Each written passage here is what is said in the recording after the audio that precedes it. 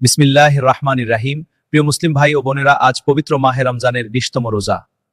আমরা ধীরে ধীরে রমজানের শেষ দশকের দিকে চলে এসেছি। এই সময়টা আল্লাহর কাছে সবচেয়ে প্রিয় সময়গুলোর একটি। এই সময়ে আমাদের বেশি বেশি ইবাদত করা উচিত, বিশেষ করে 5 ওয়াক্ত নামাজ ঠিকভাবে আদায় করা উচিত, কোরআন তিলাওয়াত করা এবং বেশি বেশি দোয়া করা। রমজানের শেষ দশকে লাইলাতুল কদর থাকার সম্ভাবনা থাকে। এই রাত হাজার মাসের চেয়েও উত্তম। তাই আসুন আমরা এই সময়ে কিছু গুরুত্বপূর্ণ আমল করি। প্রথমত, বেশি বেশি ইস্তিগফার পড়ি। দ্বিতীয়ত, সুবহান আল্লাহ। দ্বিতীয়ত, আলহামদুলিল্লাহ, আল্লাহু আকবার বেশি বেশি জিকির করি। তৃতীয়ত, দরুদ শরীফ বেশি বেশি পড়ি।